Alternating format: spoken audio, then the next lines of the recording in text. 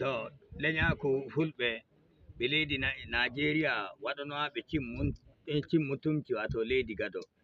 On ngari leydi Nijar min bati gwamnatiji ɓe Nijar ɗum adi daraja moɗon ɗo en wato on joɗinama wato dow e majjum akan walakanci mo gaɗana ɗon, amma joni min gondi ƴiwoɓe ton en ɓe ɓeydana min bayani wato dow ko gaɗana ɗon. Min mi firdidan mo duroɓe finan daɗɗo, amma joni o ini mi hokki ɗum joni wato warɓe wato mbata men nder wayandu ko ɗum woni e duniya mo ɓe mbarana e jawdi maɓɓe e komi wato wala ko ɓe gardi yeyyaɓe go inɗon ma wato sai ka ɗum wari ɗo e gaɗana tattar codana gude. Me faru a Gada?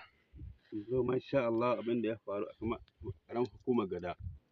Mun zo dai mun yi sallah Idi.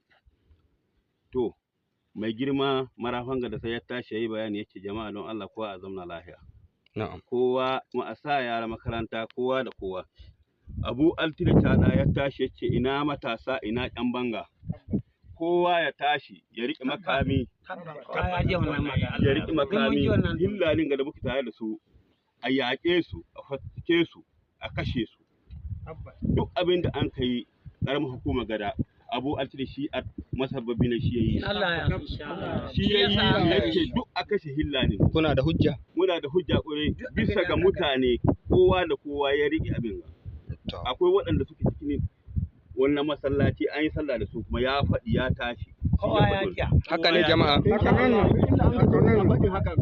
shi Abu Altine shi na shi duk yayi wanga abu. Inda bai da ake Abu Altine yace a kashe shi. Kuma shi ba fillati ne ya dawo daga baya ya dawo ya ci mutuncin mu. Ai Gada ta biya mu babu wanda an kawa komai mutanen Gada su sun ka ɓoye mu. Har da matan Gada su sun ka ɓoye mu.